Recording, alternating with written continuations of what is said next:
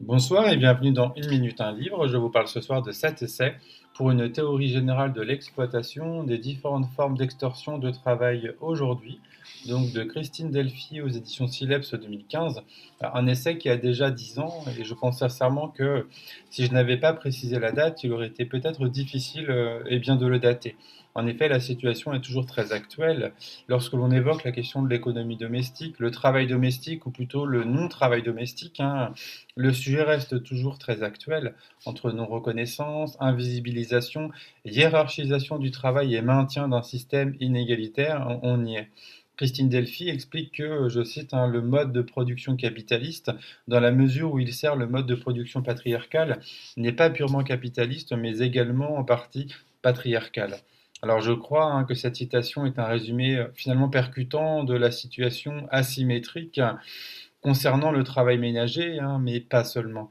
En effet, les hommes n'ont pas le temps, les hommes travaillent eux, et rappelons, selon les mots de Christine Delphi, que le travail gratuit est l'exploitation économique la plus radicale. On ne peut souhaiter répartir équitablement une exploitation. La seule chose que l'on puisse souhaiter, c'est faire en sorte que personne ne travaille gratuitement pour quelqu'un d'autre. Non, on n'y est pas encore. Pourtant, la réalité, en effet, est ailleurs.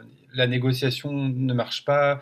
Les femmes partagent avec les hommes la notion que le temps des hommes est plus précieux et le temps des hommes rapporte plus de valeur que le temps des femmes. On est vraiment dans un système d'oppression systémique, on le dit souvent. Ici, sur les questions de sexisme et de racisme, trois petits points. Un système d'oppression qui ne dit pas son nom et qui se dissimule derrière un argumentaire pseudo-politico-économique, si je puis dire. Ce qui m'inquiète, c'est que l'ensemble de cette théorie de l'exploitation volontaire ne semble pas prendre une ride.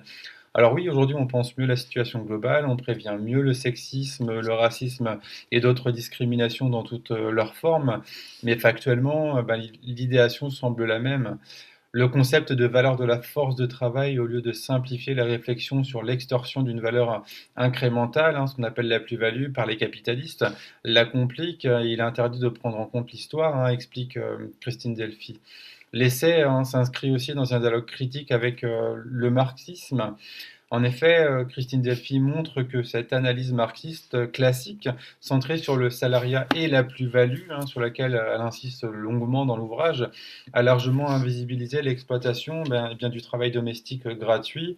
En ce sens, elle ne rejette pas Marx, mais en révèle plutôt la dynamique des impensés, c'est-à-dire l'exploitation patriarcale qui constitue un mode de production spécifique articulé au capitalisme, mais en fait irréductible irréductible à lui en quelque sorte. On peut dire que Christine Delphi propose une lecture, une relecture matérialiste féministe, avec cette idée que l'exploitation patriarcale n'est pas un résidu du capitalisme, mais un mode de production à part entière, articulé au capitalisme, et bien sans s'y dissoudre.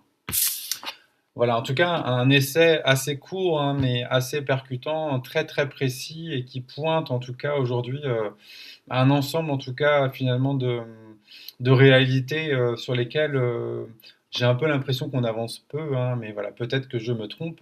Voilà, je vous invite vraiment à découvrir en tout cas cet essai, cet ouvrage, à le lire avec attention et voilà, avec plaisir pour en discuter, pour échanger en tout cas sur l'ouvrage, voilà, si vous le souhaitez. Je vous souhaite une bonne lecture, une bonne découverte et je vous dis à bientôt.